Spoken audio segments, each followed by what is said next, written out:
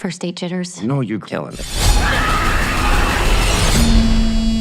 What happens when you mix a first date, a murder plot, and director Christopher Landon's signature flair?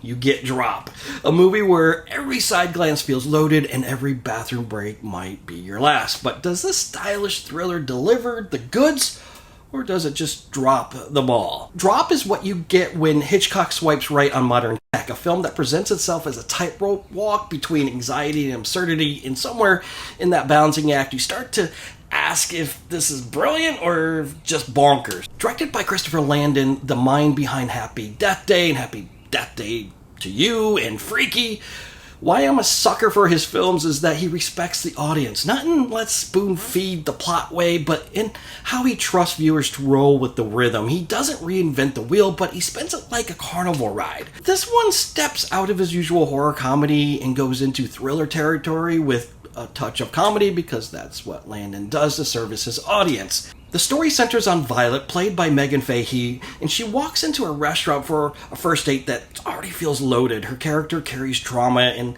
the film doesn't shy away from that.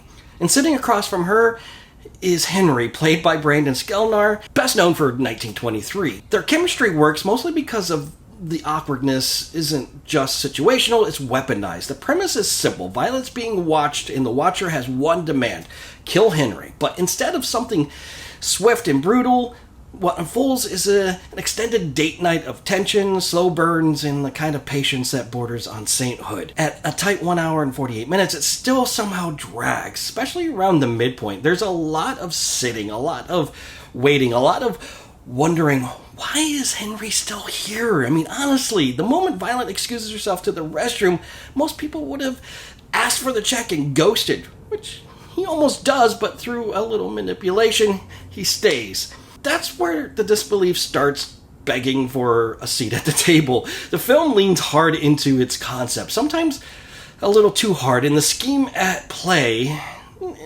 needlessly elaborate, high-tech, overplanned, and just a lot. Almost like someone took a simple idea and ran it through a machine of thriller cliches. The film asks you to suspend disbelief and never pick it up.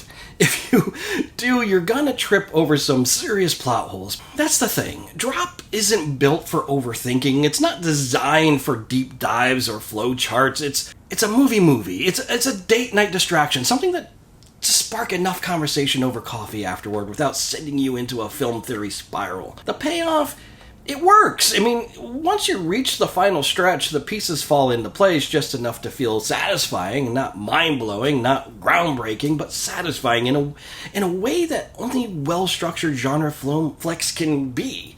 It lives in that space where suspense meets Saturday night entertainment, the kind of movie that wouldn't feel out of place next to Nick of Time or War Games, the kind of John Badham films he made for audiences who wanted thrills without needing a film degree. There's a self-awareness at play, but it doesn't lean too hard into irony or satire. It isn't trying to reinvent the wheel, just give it a fresh spin. Not the director's most refined effort, but the instincts are still there. Pace, tension, and just enough wit to keep you locked in with a grin. And if you're looking for a tight script, flawless logic, and characters who behave like real people, Drop might test your patience. But if you just want to lean back, grab some snacks, and enjoy a glossy thriller that knows it's a bit ridiculous, that's where Drop shines. So did I enjoy it? I did, like I would any other guilty pleasure. Not because it's perfect, but because it delivers on its own quirky promise. It's a popcorn flick through and through. Flawed? Sure. Fun? Definitely. And in a movie season packed with overthought and overdone, and sometimes a little simplicity, no matter how implausible, is exactly what hits the spot.